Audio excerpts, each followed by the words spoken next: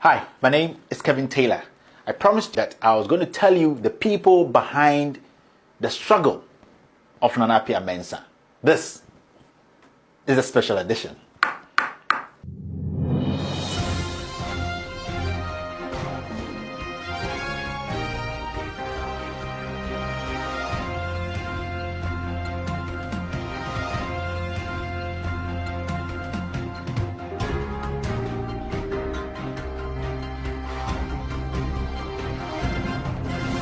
Respect, today I'll be telling you the people, yes, the politicians, the lawyers, the institutional heads who are behind the ordeal or were behind the scandal surrounding Nam1's business and the incarceration of Appiah Mensah. As you can see on my right, the first guy there is called Eiiii. He is the Nigerian guy who posed as the prince of the Ashanti Kingdom when they met Horizon Royal Diamond. The one on his left is his counterpart, Charles Opoku Darko, the Ghanaian, who made sure, who actually started all this fraud. He is a Ghanaian, he's based in Accra, and I'll be telling you about him. The last time, these were the two guys I was talking about. These were the two guys who actually masterminded the fraud against the Dubai company. You can also see on the far left that there's this old man. Yes, his name is KK Amwa. He is the former Yoko boss. He's the immediate former Yoko boss. I'll talk to you about this man too. And as you can see, the Honorable is Anand Ankuma. Everybody knows it's Anand Ankuma. He's a renowned lawyer, and he's the kind of person who thinks that he can criticize people, but nobody has the right to criticize him because he's smarter than everybody else. He is smarter than everybody else in Ghana. Today, I'm going to break it down. This issue is not going anywhere. I'm going to make sure that I will reveal each and every single person who is involved in this Nam1 issue. We are going to make sure that the truth is thrown at Ghanaians for them to make their own judgment. Now, let's start this show today with our friend Ace Anand Ankuma. Anand Ankuma is a lawyer, and as everybody knows, he's a renowned lawyer in Ghana. Everybody knows him. He's very vocal on TV, on radio. Now he's even around the country reading books to kids. Yes, he's reading books because his belly is full. Now, Ankuma actually works for Benti, H.O. Letzer, and Ankuma Law Firm. It's a big law firm. Everybody knows about them. But somebody's going to ask, why is Ankuma in this Nam1 issue? Why is Ankuma? Ankuma is the perfect guy.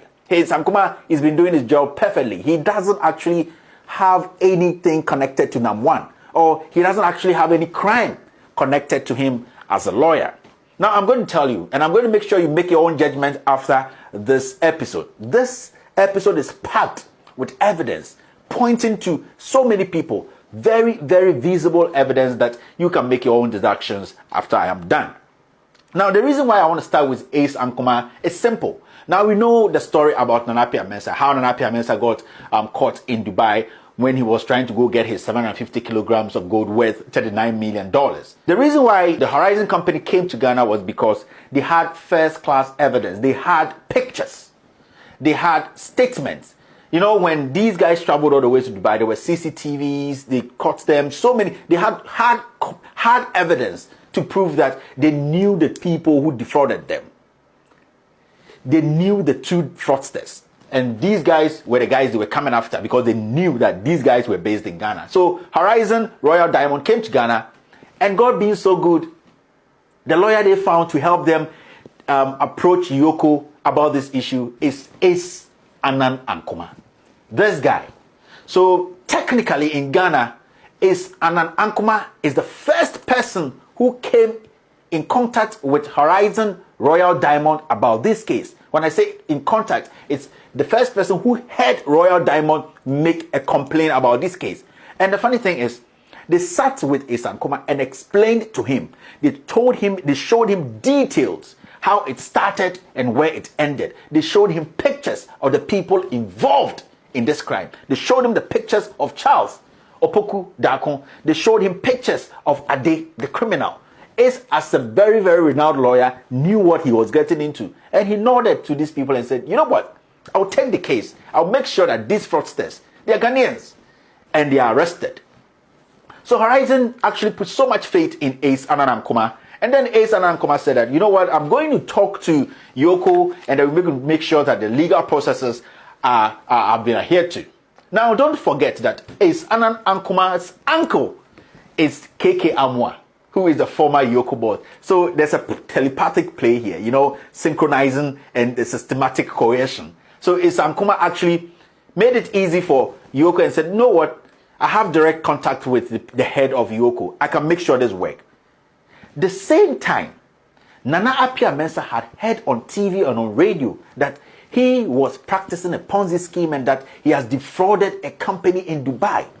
So Nana Appiah Mensah actually contacted Horizon Royal and said that he needed Horizon Royal to write a disclaimer so that the world will know that he never defrauded them and that he has been working with them for 4 years. And Ace Ankoma had this information. He had the first class, straight up information. This evidence were with Ace Ankoma from the beginning, when Nam1 was struggling with the government of Ghana, was struggling with everybody in Ghana that he is not a money launderer. He has not defrauded anybody outside Ghana and his client Horizon Royal. Now the funny thing is, Ace Ananankoma never makes a statement. So Ace Ankoma drags his feet. Yes, after he had a conversation with his uncle, KK Amwa, and other people in government who are more interested in this issue than even Nana Appiah Mensah. I will tell you about these people. Ace Ankoma drags the issue. He makes it a back and forth issue, and Horizon loses interest. Now Horizon goes back. Yes, Horizon goes back to Dubai to meet Nana Appiah Mensah because they had only one plan now. Ghanaians are playing them. They went all the way to Ghana to contact Yoko, which is the right company that directed them to Nam1 in the first place, and also directed them to Just Gold, which is being owned by Ade, who posed as the prince of the Ashanti Kingdom. But Yoko is doing nothing. So now they had no option than to take the best option, and the best option was to make sure that when Nana Appiah Mensah comes to Dubai or goes to Dubai for his 750 kilograms gold worth 39 million, they are going to arrest Nana Appiah Mensah and make sure that Nana Appiah Mensah is kept behind bars. So that is when the CEO of Horizon Royal inserted Nana Appiah Mensah's name in his police statement in Dubai. So when Nana Appiah Mensah was going to Dubai, there was already a plan. There was already a trap for Nana Appiah Mensah. But we shouldn't forget that before Nana Appiah Mensah left for Dubai, somebody came on his Twitter, Gabi Ochidako, made that statement that Nana Appiah Mensah has escaped and that he has jumped bail, and that Nana Appiah Mensah should be seen as a criminal and that Interpol alert should be placed on him. Don't also forget that the Statesman's newspaper is the first newspaper to publish that Nana Appiah Mensah has defrauded Horizon Royal Diamond. So you see the connection. Ace Ananankoma was directly in contact with Gabi Ochidako to make sure that Nana Appiah Mensah was discredited and tagged as a criminal. But someone is going to ask, why did they do that? I'm going to tell you the connections in this government and the connections where we are not getting it right. The connection is simple. This picture started floating on social media and everybody after Kwesi Nyantakyi's scandal. Now, the government tried everything possible to make sure that they disassociated Nana Appiah Mensah from the president, to make sure the president was exonerated. That is the current way now. The president was exonerated from any crime. The president was seen as cleaner than Nana Appiah Mensah. So the best thing to do was to take Nana Appiah Mensah out of the picture and then paint Nana Appiah Mensah black. Interest of Gabi Ochidako and the interest of Ace Ankoma and the interest of Ace Ankoma's uncle, who is the former boss who was overseeing this case, that was their motive. Ace Ankoma was on TV.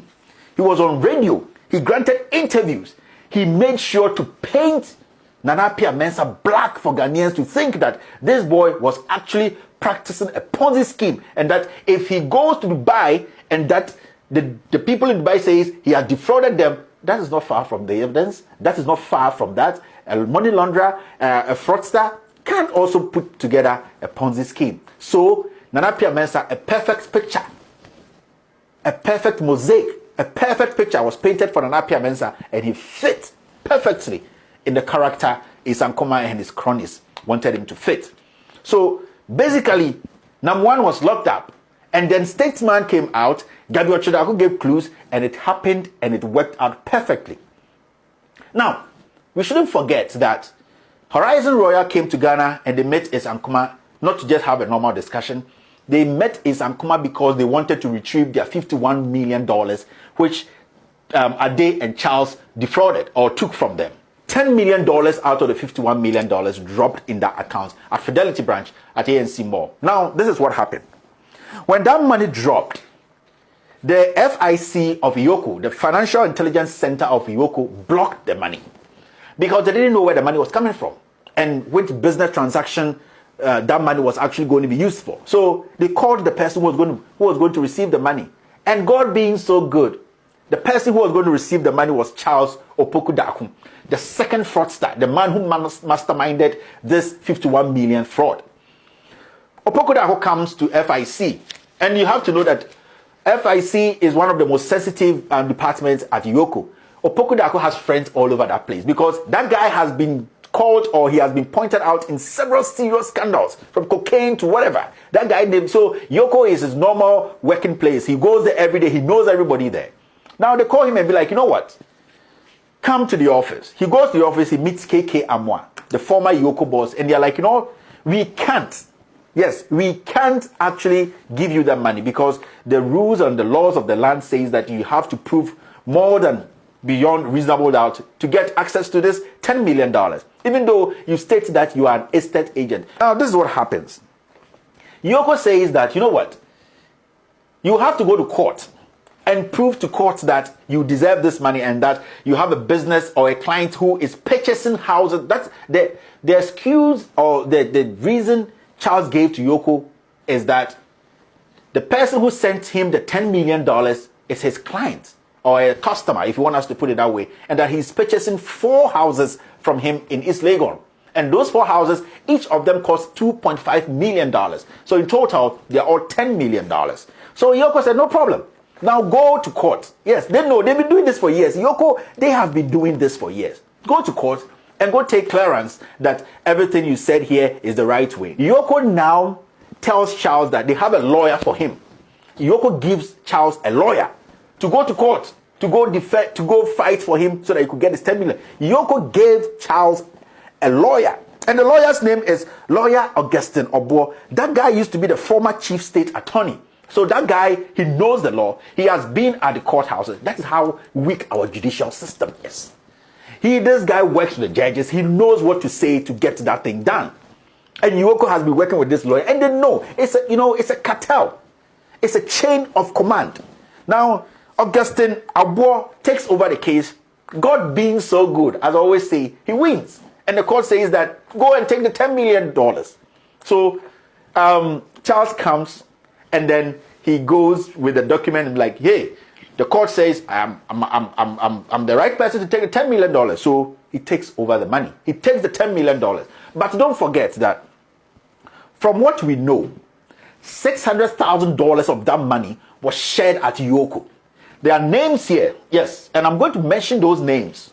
I want people to come out and deny, because when you have the fact, you wait for people to fall in the trap and you tell them. The same as Ace Ananankuma. This guy, he had the party, the president, the vice president, the finance minister. They were all at the party. Yes, Gabi Ochirako, everybody. It's a normal lawyer, but why? There's a connection.